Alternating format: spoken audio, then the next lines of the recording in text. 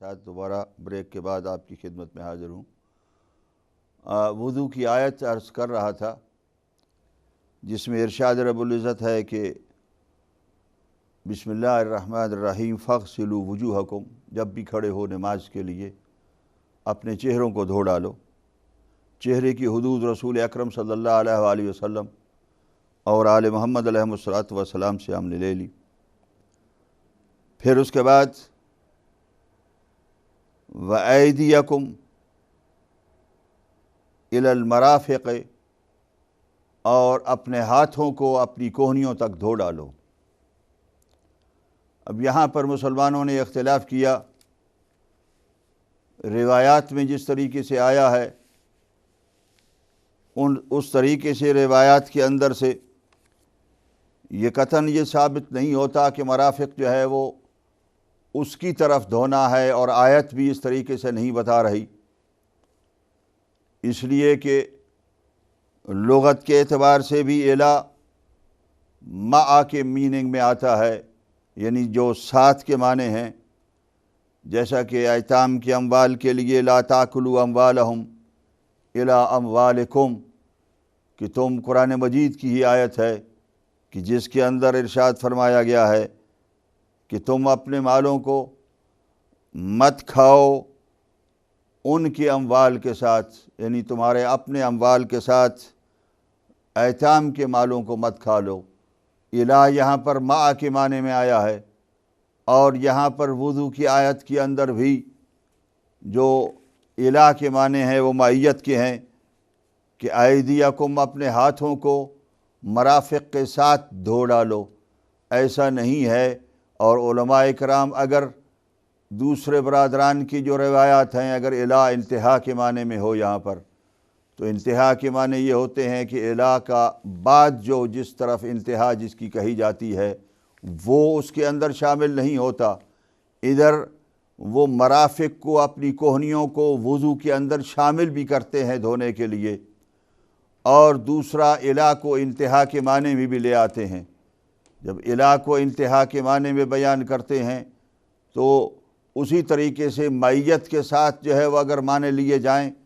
تو مطلب یہ ہے کہ مرافق کے ساتھ ہاتھوں کو دھو لو، اس لیے کہ ہاتھ وہ جو پنجہ اور ہتھیلی ہے اس کو بھی ہاتھ کہا جاتا ہے، انگلیوں کو بھی ہاتھ کہا جاتا ہے، کوہنیوں تک بھی ہاتھ ہے، اور کندھے تک بھی ہاتھ ہے، یہ سارے کا سارا ہاتھ ہے۔ تو اللہ سبحانہ وتعالیٰ نے صرف ہاتھ کی حد معین کی ہے کہ کون سی ہاتھ کی جگہ تک آپ کو ہاتھوں کو دھونا ہے۔ اگر کوئی ڈاکٹر کسی مریض کو یا کسی شخص کو یہ کہے، یا کسی شخص کو کہا جائے کہ اپنے تم پیروں کو یا اپنی ٹانگوں کو گھٹنوں تک دھو ڈالو، تو اس کا مطلب یہ نہیں ہوگا کہ وہ پیروں کو اٹھا کے اور لیٹ کر وہ گھٹنوں کی طرف جو ہے وہ دھوئے گا، بلکہ مطلب اس کا یہ ہے کہ گھٹنوں تک جو ہے تمہیں دھونا ہے تو گھٹنوں سے نیچے دھو۔ اب وہ دھونے کا طریقہ وہ ہوگا کہ جو نیچرل اور طبیعی اور فطری طریقہ ہے، طبیعت کے مطابق ہے، اور اس دھونے کے طریقے کے مطابق ائمہ معصومین علیہم الصلوۃ والسلام نے ہمیں سکھایا ہے، اور یہی چیز یہاں پر ہے۔ لیکن احباب دوسرے برادران اس طریقے سے نہیں، بلکہ مرفق سے لے کر انگلیوں کی طرف دھونے کی بجائے انگلیوں سے مرفق کی طرف دھوتے ہیں، کہ جو آیت کے اندر کسی طریقے سے بھی یہ معنی نہیں لیا گیا ہے۔ یہ دھونے کی دو چیزیں ہیں، ایک ہاتھوں کو دھونا، ایک اس کے بعد پہلے جو ہے وہ چہرے کو دھونا، اور جس ترتیب کے ساتھ اس آیت کے اندر دھونے کے احکام بیان کیے گئے ہیں اسی ترتیب کے ساتھ حکم بھی ہے کہ وہ ترتیب اسی ترتیب کو قائم رکھا جائے کہ پہلے چہرے کو دھویا جائے اور اس کے ساتھ اس کے بعد ہاتھوں کو دھویا جائے، مرافق تک دھویا جائے۔ پھر اس کے بعد حکم بدل جاتا ہے، اب واو کے ساتھ اب جو ہے وہ دوسرا جملہ شروع ہو جاتا ہے، دوسرا فعل شروع ہو جاتا ہے۔ پہلے فاغسلوا آیا تھا، اور اغسلوا کے اندر اغسلوا کے تحت چہرے کا بھی دھونا تھا اور مرافق کا بھی دھونا تھا، لیکن اب اس کے بعد وامسحوا آ رہا ہے کہ امسحوا مسح کرو، اور جب یہ ہاتھوں کو دھو لو تو مسح کرو برؤوسکم، اپنے سروں کا مسح کرو۔ سروں کے مسح کے اندر با آئی ہے تو با کو علماء نے تبعید کا معنی دیا ہے کہ یعنی جو ایک حصہ کسی حد تک سر میں سے کسی حد تک ایک حصے کا مسح کرو۔ اس کے اندر بھی علماء نے جو ہے وہ کیا ہے، مختلف طریقے سے اختلاف کیا ہے۔ وہ اختلاف بھی اسی طریقے سے وہ جو خلافت ثالثہ کے دور کے اندر شروع ہوا تھا اسی اختلاف کے ساتھ چلتا رہا، اور مسح بھی مختلف ہیں۔ بعض لوگ جو ہیں وہ اہل سنت برادران کے علماء اور فقہا صرف سر کے ایک حصے کا مسح کرتے ہیں، اور بعض لوگ سر کے ساتھ پورے سر کا مسح کرتے ہیں اور کانوں کا بھی ساتھ مسح کرتے ہیں۔ بعض لوگ سروں کو دھونا بھی کہتے ہیں، لیکن اس کے اندر صرف سر کے بعض حصے کا حکم دیا گیا ہے کہ وَامْسَحُوا بِرُؤُوسِكُمْ، اور اپنے سروں میں سے کچھ حصے کا مسح کرو، اور کچھ حصے کا مسح ہمارے فقہا کے نزدیک جو سر کا اگلا حصہ ہے اس حصے کو مسح کیا جائے، اور اس حصے کے اندر بھی اگر ایک انگلی سے مسح کیا جائے تو وہ مسح صادق آتا ہے، جو کم از کم ہے، اور احتیاطاً یا بہتر یہ ہے کہ 3 انگلیوں کے ساتھ مسح اوپر سے جو ہے وہ نیچے کی طرف کیا جائے، اور وہ بھی پیشانی تک ہاتھ نہیں آنے دیا جائے بلکہ بالوں کی اگنے کی جگہ تک مسح کیا جائے۔ یہ مسح بیان کیا جا رہا ہے، اور مسح کے اندر وَامْسَحُوا بِرُؤُوسِكُمْ، اپنے سروں کا مسح کرو۔ یہ آیت ہے قرآن مجید کی جس نے واضح اور بالکل کھل کر بیان کیا ہے اپنے انداز کے ساتھ، جس طریقے سے قرآن کا انداز ہے احکام کو اور حدود الہیہ کو واضح کر کے بیان کرنا۔ وَأَرْجُلَكُمْ، اور مسح کرو، وَامْسَحُوا بِرُؤُوسِكُمْ وَأَرْجُلَكُمْ إِلَى الْكَعْبَيْنِ، اور اپنے دونوں پیروں کا اور پیروں کا مسح کرو کعبین تک، جو پیروں کے اٹھنے کی جگہ ہے اس جگہ تک، ان کعبین تک پیروں کا مسح کرو۔ یہ بھی مسح کے اندر ہے۔ اب علماء نے اور اہل سنت کے فقہا نے اس کو وَأَرْجُلَكُمْ کو فَاغْسِلُوا کے اندر لیا ہے کہ اس کے اندر دھونے کا حکم ہے، حالانکہ یہ کسی طریقے سے فصاحت کتاب الہی، فصاحت قرآن مجید کے مطابق نہیں ہے کہ پہلے حکم فاغسلو کے ساتھ آ رہا ہے اور پھر اس کے بعد وَامْسَحُوا کہہ کر بیچ میں سر کا مسح کہہ دیں اور پھر اس کے بعد جو ہے پیروں کا دھونا کہہ دیں۔ یہ کسی طریقے سے فصاحت کے مطابق نہیں ہے بلکہ فصاحت کے خلاف ہے، اور اس کے اوپر بہت سی روایات بھی شاہد ہیں کہ اللہ سبحانہ وتعالیٰ نے پیروں کا مسح قرار دیا ہے، پیروں کا اور ان کا انگلیوں سے لے کر اٹھنے کی جگہ تک مسح کو کہا گیا ہے۔ اب داہنے ہاتھ سے داہنے پیر کا اور بائیں ہاتھ سے بائیں پیر کا اس مسح کے اندر بہت سے لوگوں نے، علماء نے، فقہا نے جو روایات نقل کی ہیں، اکرما نے اس کو رد کیا ہے دھونے کو اور کہا ہے کہ پاؤں کا مسح ہے، دھونا نہیں ہے، بلکہ شعبی نے اس سے آگے کہا ہے وضاحت کرتے ہوئے الا تری ان فی التیمم یمسح ما کان غسلا ویلغی ما کان مسحا، اور تم نہیں جانتے، تم نے نہیں دیکھا کہ تیمم کے اندر وہ چیزیں کہ جن کا دھونا تھا ان کے مسح کے لیے کہا گیا ہے، یعنی چہرے کا اور ہاتھوں کا مسح کیا جاتا ہے جب تیمم کیا جاتا ہے، تو جن کا دھونا تھا چہرے اور ہاتھوں کا ان کے مسح کے لیے تیمم کے اندر حکم دیا گیا ہے۔ وَيُلْغَى مَا كَانَ مَسْحًا، اور جن کے اوپر مسح تھا ان کو چھوڑ دیا گیا ہے، ان کا تیمم کے اندر ذکر نہیں کیا گیا ہے۔ اوس ابن اوس نے بھی یہ روایت کے اندر ہے اور کہا ہے کہ میں نے رسول اکرم کو پاؤں پر مسح کرتے ہوئے دیکھا۔ اسی طریقے سے ابن عباس جب رسول اکرم کا وضو بیان کر رہے تھے تو اس وضو کے بیان کرتے ہوئے آپ نے پیروں کا مسح کیا اور کہا ان فی کتاب اللہ المسح، اللہ کی کتاب میں مسح ہے، وَيَابَ النَّاسُ إِلَّا الْغَسْلَ، اور لوگوں نے انکار کر دیا اس بات سے کہ وہ مسح کریں مگر وہ دھوتے ہیں۔ اور اسی طریقے سے امیر المومنین نے تہذیب کے اندر ہے اور دوسری روایات کے اندر ہے کہ آپ نے ارشاد فرمایا قال علی علیہ السلام ما نزل القرآن الا المسح، قرآن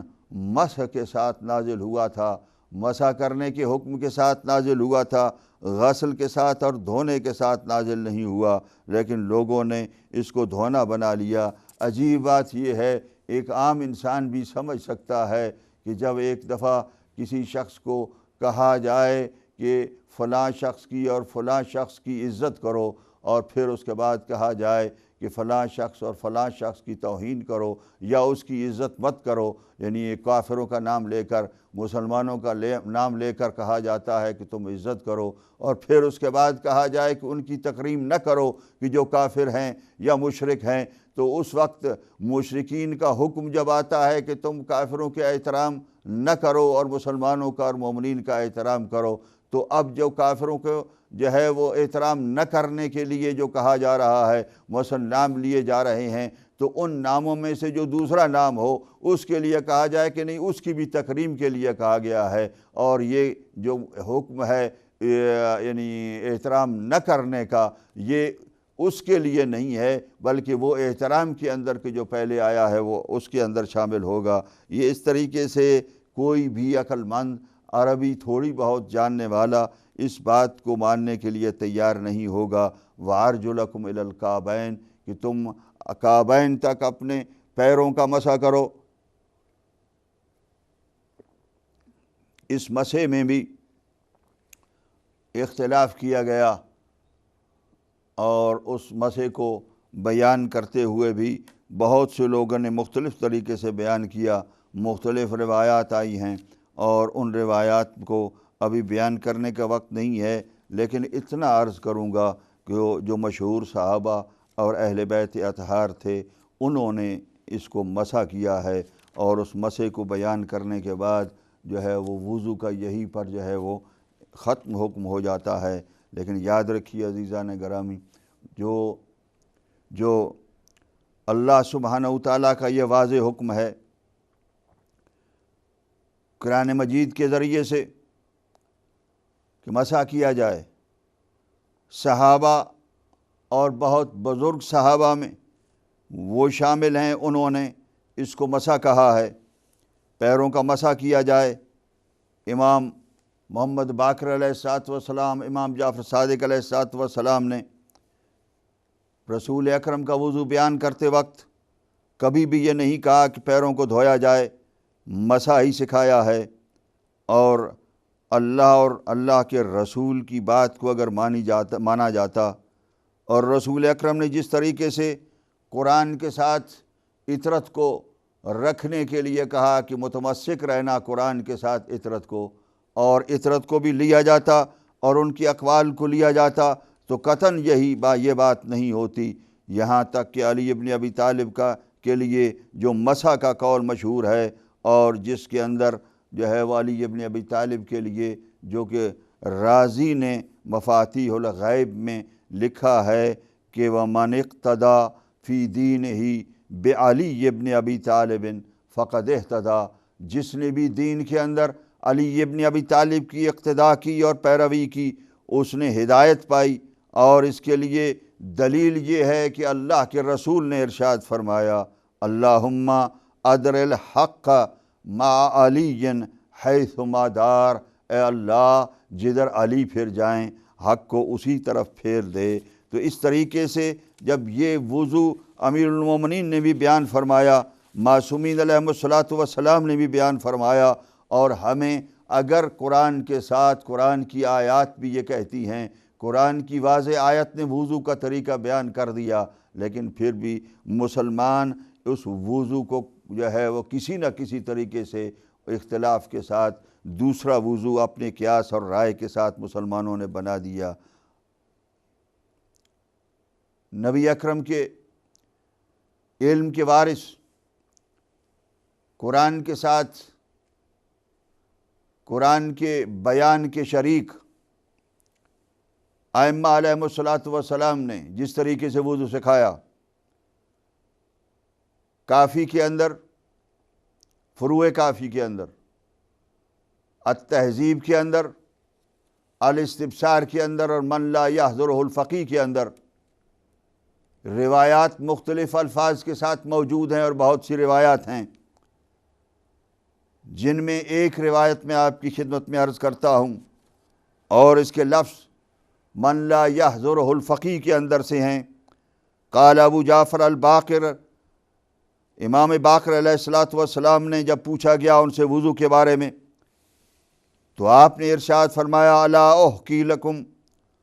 وضو رسول اللہ صلی اللہ علیہ وآلہ وسلم، کیا میں تمہیں رسول اکرم کا وضو کر کے دکھاؤں نہیں؟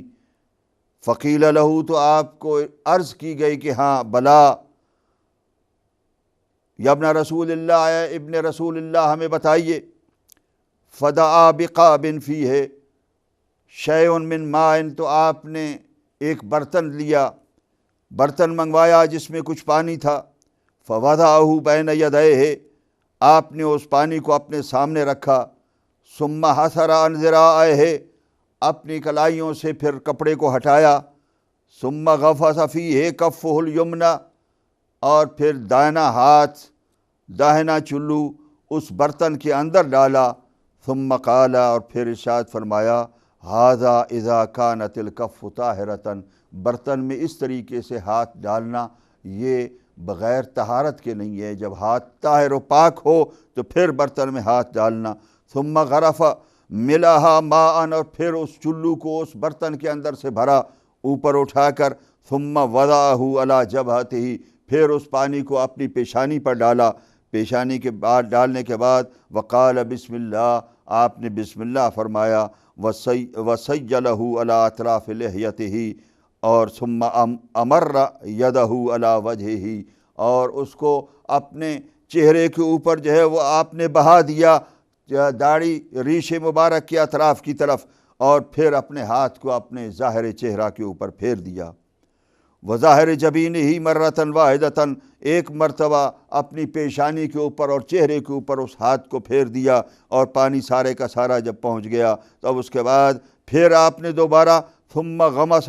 یدہ الیسریٰ، اور پھر اس کے بعد آپ نے بایاں ہاتھ اس برتن کے اندر ڈالا، چلو میں پانی لیا، اور پھر فغرف بہا ملاھا، اس کو بھر کے چلو بھر کے اس کے اندر سے نکالا۔ ثم وضعہ علی مرفقہ الیمنی، اور پھر اپنی کوہنی کے اوپر سے اس چلو کو ڈالا، اور چلو کو ڈال کر پانی کو نیچے پھیرا۔ فامر کفہ علی ساعدہ، اور اپنے ہاتھ کو اپنی کلائیوں کے اوپر پھیرا، اس طریقے سے انگلیوں کی طرف، اس طریقے سے پھیرتے گئے اور پانی جو ہے وہ سارے ہاتھ تک پہنچاتے گئے۔ حتیٰ جری الماء، یہاں تک کہ پانی وہ جاری ہو گیا، علی اطراف اصابعہ، آپ کی انگلیوں کے کناروں تک، انگلیوں کے پوروں تک پانی جو ہے وہ پھر گیا۔ اس طریقے سے آپ نے وضو فرمایا۔ پھر اس کے بعد ثم غرف بیمینہ ملاھا، پھر اس کے بعد اپنے دائنے ہاتھ کو جو ہے وہ اس برتن کے اندر ڈال کر بھر کر نکالا چلو کے اندر۔ وضعہ علی مرفقہ الایسر، اور اس کو پھر اپنی باہنی کوہنی کی طرف ڈالا، کوہنی کے اوپر ڈالا، اور اس کوہنی کے اوپر سے ڈال کر نیچے انگلیوں کی طرف پھیرا۔ فمر کفہ علی ساعدہ، اپنی کلائی کے اوپر اپنے ہاتھ کو پھیرا۔ حتیٰ جری الماء علی اطراف اصابعہ، یہاں تک کہ پانی آپ کی انگلیوں کے سروں تک جو ہے وہ پھر گیا۔ ومسح، اور پھر آپ نے مسح کیا علی مقدم راسہ، اپنے سر کے آگے کے حصے کے اوپر، اور پھر مسح کیا۔ ومسح ظہر قدمیہ ببلۃ یسارہ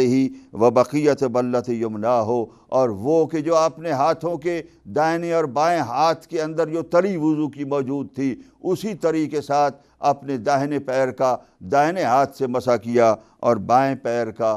بائیں ہاتھ سے مسح کیا۔ یہ معصومین علیہم الصلاۃ والسلام کا انی تارک فیکم الثقلین کتاب اللہ و عطرتی اہل بیتی، کتاب اللہ کا وضو بھی آپ نے دیکھا اور سن لیا، عطرت اہل بیت کا وضو بھی آپ کی سماعت کے اندر ہم نے جو ہے وہ عرض کر دیا ہے۔ اور اسی طریقے سے اسی قسم کی روایات امیر المومنین علی ابن ابی طالب سے بھی روایات آتی ہیں، وہ روایات کہ جو اس میں آپ نے ایک مرتبہ اپنے بیٹے محمد حنفیہ کے سامنے وضو کیا، اور اس کے بعد آپ نے ارشاد فرمایا کہ رسول اکرم صلی اللہ علیہ وآلہ وسلم نے جو وضو کیا تھا وہ یہ وضو ہے کہ جو میں وضو کر کے دکھا رہا ہوں۔ آپ نے بھی یہ نہیں کہا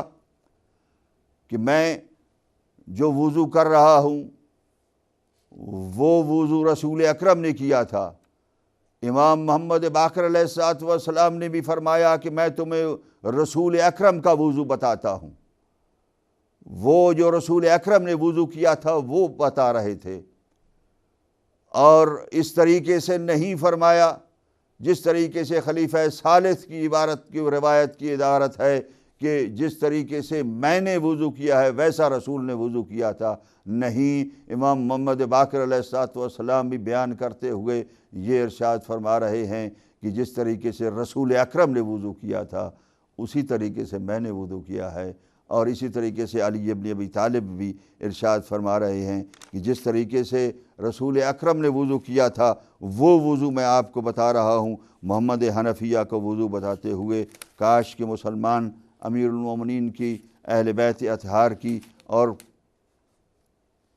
ائمہ علیہم الصلاۃ والسلام کی ان جو ہے تبلیغات اور ان تعلیمات پر عمل کرتے اور اسی طریقے سے وضو رکھتے جس طریقے سے اللہ سبحانہ و تعالیٰ نے قرآن مجید کے اندر نازل کیا ہے۔ سبحانہ و تعالیٰ نے قرآن مجید کے اندر نازل کیا، اور اگر وہ چیزیں بھی لی جائیں تو جو روایات میں اختلاف ہے اس روایات کو بھی لیا جائے، ان روایات کے اندر بھی جو صحیح روایات، اکثر جو روایات ہیں وہ مسیح کی روایات جو ہیں وہ موجود ہیں، اور جب ایک مرتبہ کہیں پر بھی تضاد ہو جاتا ہے تو اس تضاد کے اندر وہ پھر قرآن مجید کی اطاعت کی طرف آ جاتے، قرآن مجید نے جو بیان فرمایا ہے اس کو لے لیتے، اور اس دھونے کے اوپر جو ہے وہ زیادہ اصرار نہ کیا جاتا۔ لیکن نہ معلوم اہل بیت اطہار سے یہ بنو امیہ اور بنو عباس کے سائے میں پلنے والے علماء اور فقہاء کو کیا دشمنی تھی کہ جس دشمنی کی وجہ سے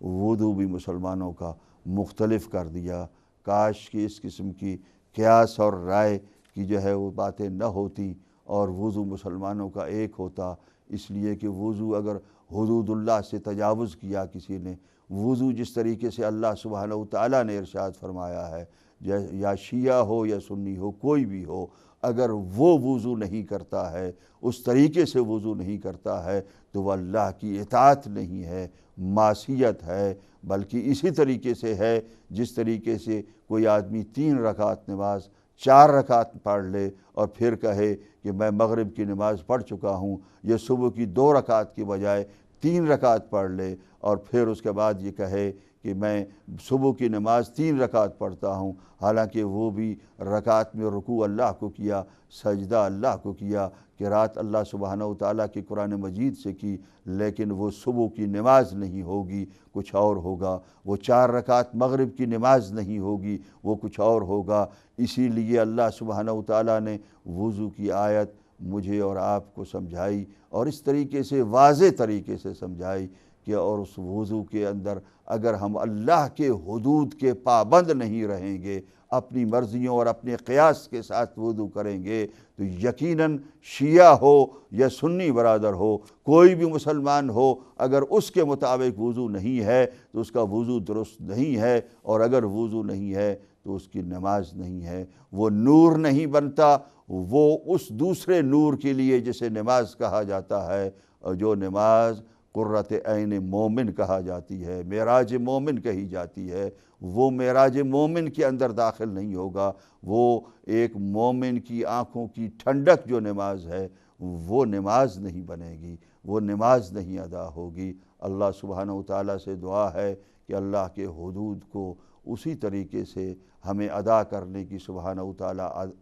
جو ہے توفیق عطا فرمائیں کہ جس طریقے سے انہوں نے ارشاد فرمایا ہے، اور قرآن کے ساتھ رسول اکرم نے جس طریقے سے ہمیں ارشاد فرمایا، قرآن کے ساتھ اہل بیت اطہار کو ہم ان کے تعلیمات کو ساتھ لے کر چلیں تاکہ ہمارے احکام الہیہ کی ادائیگی اور اللہ سبحانہ و تعالیٰ کی اطاعت صحیح معنوں میں اطاعت ہو، اور قیامت کے دن ہم سرخ روح ہوں، اللہ سبحانہ و تعالیٰ سے یہ کہہ سکیں کہ اللہ میں نے وضو کیا ویسا جیسا علی کرتے تھے، میں نے نماز پڑھی ویسی اسی طریقے سے، یعنی وہ وضو نہیں ہو سکتا جیسا علی کرتے تھے، یعنی وہ عمل جس طریقے سے وہ کرتے تھے وہی عمل میں نے اسی طریقے سے کیا، اور جو نماز میں نے پڑھی وہ بھی اسی طریقے سے جیسے علی اور اولاد علی نے پڑھی ہے، تو یقیناً یہ میری اللہ سبحانہ و تعالیٰ کے سامنے ایک دلیل ہوگی، اور اس دلیل کے سامنے میں نہیں سمجھتا کہ اللہ سبحانہ و تعالیٰ